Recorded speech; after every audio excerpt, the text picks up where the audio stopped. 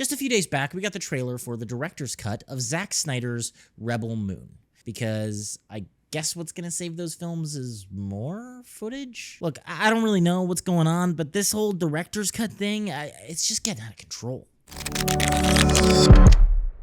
Firstly, I guess, what is a director's cut? Well, the term and the concept came to prominence in the 1970s in the film world with the idea that there was a preferred cut of the film by the director, by the head creative, that was better than maybe what was released in theaters. And with kind of the rise of home video, VHS, DVD, this concept just like exploded because it was used as a marketing tool to sell more DVDs, more VHS. And I think in recent years, it kind of has boomed back into prominence because of Zack Snyder's Justice League. Now, the original cut of this film came out in 2017, and in all honesty, it wasn't very good. DC was kind of desperately trying to speed up their extended universe and compete with the powerhouse that, at least at the time, was Disney Marvel, and they were doing okay. Some of the Zack Snyder films were okay. Batman v Superman was okay, and then Justice League came along, and it was just not really good.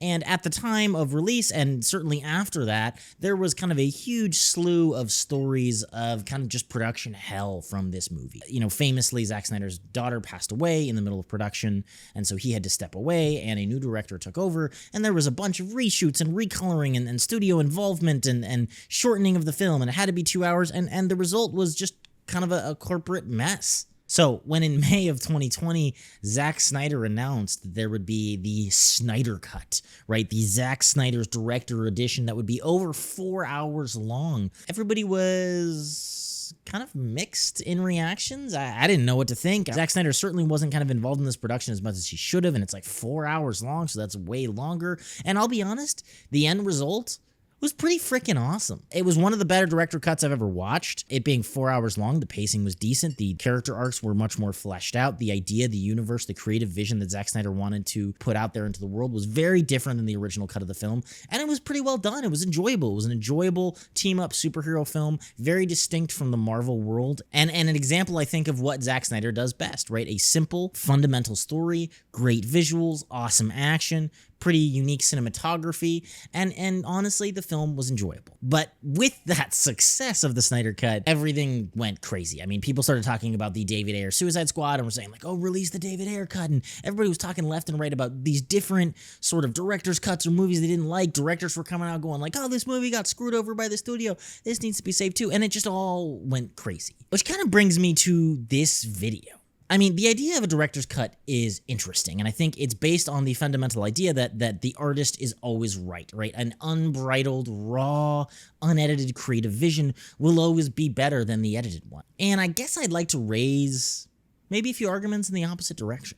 Editing has always been a huge part of the creative process, whether we're talking about books and stories or, video editing with movies or even things like the YouTube videos, right? I mean, some of the most famous authors, Neil Gaiman, Brandon Sanderson, they will talk at length about how they turned in these like massive, clunky manuscripts to their editors, and after working with these people back and forth, they turned out some of their most popular books, these fantastic pieces of literature. As a writer myself, I mean, editing is a massive part of this creative process. And the same definitely goes for movies. Have you ever watched those videos where they take like a happy movie and they make it look like a horror movie, or a horror movie and they make it look like a happy movie? I mean, that's all because of editing and music, which is kind of a part of editing, right? And the fact that an editor has that much power is insane. I mean, so many movies have been saved in the editing room, and editing is really where the entire film comes together. And certainly with YouTube, I mean, there's hundreds of things I've said online that needed to be cut or clunky videos, and the final product of a YouTube edit is entirely different than the raw footage. So my point is, the role of editing has always been part of the creative process. It's kind of a necessary part of the creative process. Even if you're not literally having somebody change your work, having someone in your life as an artist who is outside of it all, who is not emotionally attached to the ideas and concepts and the heart and soul that you're pouring into this work, to look at it and go, here's where you could do better here, here's what you could do here, here's what you could do here, here's what you could do here, is key.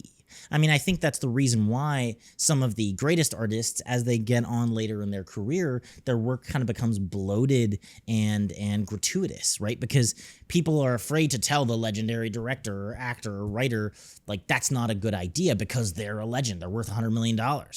And so their work becomes self-serving, becomes overblown. So when I heard that Rebel Moon was releasing a director's cut, I mean, I'll be honest, my eyes rolled way, way back in my head. I mean, when I saw the trailer for the original movies, right, part 1 and part 2, I was really excited. I'm a huge fan of sci-fi and fantasy. I, enjoy some of Zack Snyder's stuff. I thought 300 was a good movie, though it's been a minute since I've seen it, and I certainly think his directing style lends itself to the sci-fi and fantasy genre, right? Cool visuals, kind of the comic books come to life. I was like, dope. An original world, an original IP in a, Hollywood space that is just overblown with things that aren't original.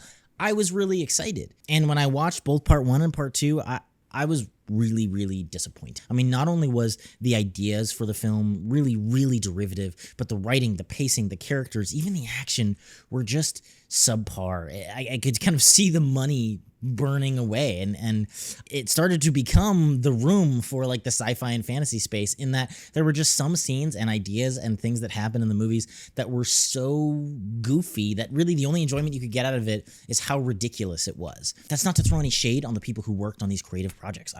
My critiques of a work does not discount the hard work, the energy, the time, the effort, the creative vision that are put into creative projects, but a huge part of making something like a movie is putting all those pieces coherently together. And I think that that's exactly what Rebel Moon, both part 1 and part 2, lacked, is coherence.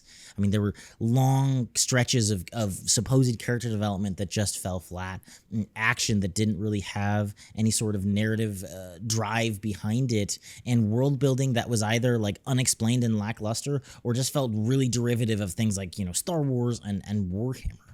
So yeah, the release of the Rebel Moon director's cut trailer really motivated me to make this movie, because like, why? Why do we need a Rebel Moon director's cut? In the time that you were given, which was a lot of time, frankly, like it was like 2.5 hour movies. If in that time, you as a creator were unable to make a successfully coherent, enjoyable work of art, what is a director's cut gonna do? I mean, that's where I really push back against the idea of, well, if it's the unadulterated artist's vision, it's always better. I mean, is it? Right? What role does an editor play here? And certainly when your fundamentals are lacking, which I think they were in Rebel Moon, what's more of those moments gonna do? So I don't know. I mean, let me know what you guys think in the comments down below. What do you think the role of an editor plays in the creative process?